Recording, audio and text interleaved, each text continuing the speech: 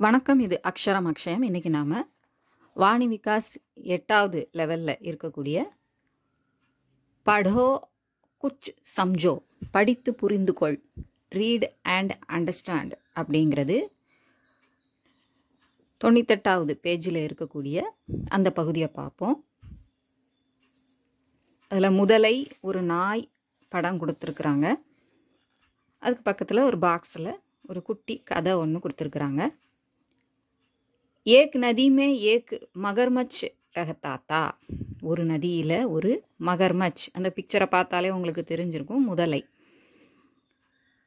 ரஹா கர்த்தாத்தா, வசித்து வந்தது. ரஹத்தாத்தானா வசித்தது அப்படின்னு இருக்கும். ரஹா கர்த்தாத்தானா வசித்து வந்தது அப்படின்னு சொல்கிறதுக்கு இந்த மாதிரி வாக்கிய அமைப்பு இருக்கும்.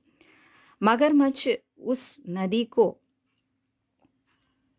पार करने वाले जीव जंतुओं को अपना शिकार बना लेता था.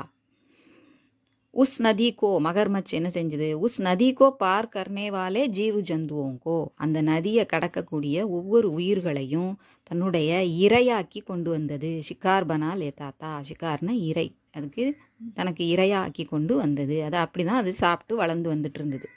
अपना पेट भरकर उस नदी में படே மஜேசே ஜியா கர்த்தாத்தா, தன்னுடைய வயிற்றை இந்த மாதிரி நிரப்பிக்கிட்டு அது வழியாக அந்த தண்ணியில் கடந்து போகிறத நம்ம நிறைய பார்த்துருப்போம். ஜியோகிராஃபிக் சேனலில் பார்த்துருப்போம், நேஷ்னல் ஜியோகிராஃபி சேனலெல்லாம் பார்த்துருப்போம். அனிமலை பற்றி பார்க்கும்போது முதல்ல அங்கே வரக்கூடிய மான், காட்டெருமை இதுகளெல்லாம் சாப்பிடக்கூடியதா, எப்படி வேட்டையாடி சாப்பிடுங்கிறத கூட நம்ம பார்த்துருப்போம். ஸோ அந்த மாதிரி தன்னுடைய வயிற்றை நிரப்பி, அதாவது பசியாரி, அதில் ரொம்ப மஜேசே, ரொம்ப நல்லா ஜாலியாக என்ஜாய் பண்ணி வசித்து வந்தது, இந்த நதியில் வசித்து வந்ததுன்னு சொல்கிறாங்க. கா காக்கர் வகு தகுடா ஹோகயாத்தா, நல்லா அந்த மாதிரி சாப்பிட்டு இது எங்கேயும் அலைய வேண்டியதில்லை, எல்லாமே தானாக வந்து இங்கே தண்ணியில் வந்து விழுது. அதாவது அதில் கடந்து போகும்போது இது வாய்க்கிட்ட வந்துடுது இல்லையா, இறை பக்கத்திலே வந்துடுது, அது பிடிச்சு சாப்பிட வேண்டியதுதான் பாக்கி.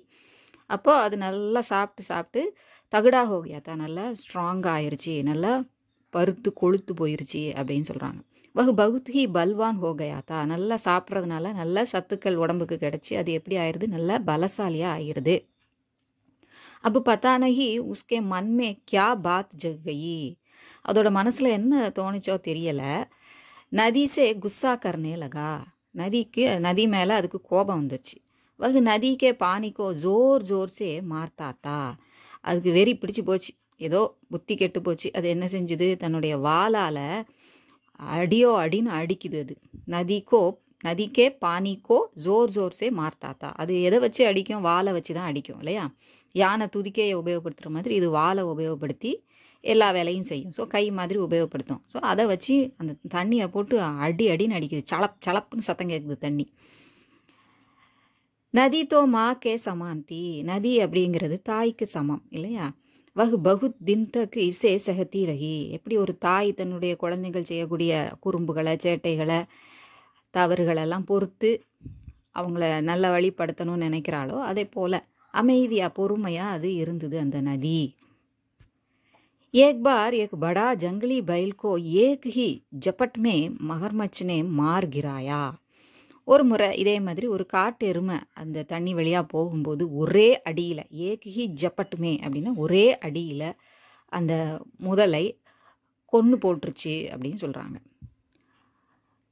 அப் தோ உஸ்கா கர்வ் அவுர் படுகையா, இப்போ அதனுடைய கர்வம் மிகவும் அதிகரித்து விட்டது, மேலும் அதிகரித்து விட்டதுன்னு சொல்கிறாங்க. நதிக்கோ லல்கார்னே லகா, உடனே நதிட்ட அது சவால் விட ஆரம்பிக்குது. பார்த்தியா என்னுடைய திறமையை பார்த்தியா அப்படிங்கிற மாதிரி நதியை ஒரு ஏளனமாக பார்த்து அதுகிட்ட வம்பு இழுக்குது. நதி போலி அகர் துஜ்மே இத்தனா பல் ஹோத்தோ பானி சே நிக்கல் ஜா, உடனே நதி சொல்லுது, உனக்கு இவ்வளோ பலம் இருக்குன்னு நீ நினச்சின்னா நீ தண்ணியை விட்டு வெளியில் போயிரு, எதுக்கு இங்கே இருக்கணும் அப்படிங்கிற அர்த்தத்தில் அது சொல்லுது. மகர்பச் பி குஸ்ஸேமே பானி சே நிக்கல் கயா, உடனே இதுக்கு கோபம் வந்துருச்சு. நான் என்னுடைய பலம் இதுன்னு நான் சொன்னதுக்கு நீ இப்படி ஒரு பதிலை சொல்லிட்டியா அப்படின்னு, போகிறேன் எனக்கு என்ன அப்படிங்கிற மாதிரி அது கோபத்தில் தண்ணியை விட்டு வெளியேறுது. தீர் சே குச் தூர் ஜாத்தே ஹி உசே வஹா கே குத்தோ நே காட் காட் கர் டுக்குடோ மே கர் தியா. தீர் அப்படின்னா நதிக்கரை, அந்த நதிக்கரையில் இருந்து கொஞ்சம் தூரம்தான் அது போயிருக்கும். அதுக்குள்ளே அங்கே இருந்த நாய்களெல்லாம், அங்கே அலைஞ்சிட்டு இருந்த நாய்களெல்லாம் சேர்ந்து என்ன செய்யுது, காட் நல்லா கடிச்சு கொதறி எடுத்துருது, அதை துண்டு துண்டாக பீஸாக ஆக்கிடுது. மகர்மச் மருகையா, ஸோ முதலை அதோட இறந்து போயிடுது. ஸோ அதனால் தன்னுடைய பலத்து மேலே எந்த ஒரு கர்வமும் இருக்கக்கூடாது. அப்பனே பல் பர் கபி கமண்டு ந கரேன், ஒருபோதும் தன்னுடைய ஸ்ட்ரென்த்து பலம் அதை நினச்சி கர்வம் கொள்ளக்கூடாது. நமக்கு மேலே பலம் உள்ளவங்களும் இருப்பாங்க அப்படிங்கிறத உணர்ந்து இருக்கணும் அப்படின்னு சொல்கிறாங்க. எவ்வளோ பலசாலியாக இருந்தாலும் நமக்கும் ஒரு லிமிட் இருக்குங்கிறது உணர்ந்து இருக்கணும் அப்படின்னு இது மூலமாக நமக்கு சொல்ல வராங்க. இது உங்களுக்கு உபயோகமாக இருந்திருக்கும்னு நினைக்கிறேன். பிடிச்சிருந்தா லைக் பண்ணுங்கள், ஷேர் பண்ணுங்கள், சப்ஸ்கிரைப் பண்ணுங்கள். சப்ஸ்கிரைப் பண்ண எல்லாருக்கும் நன்றி. வணக்கம். தன்யவாத்.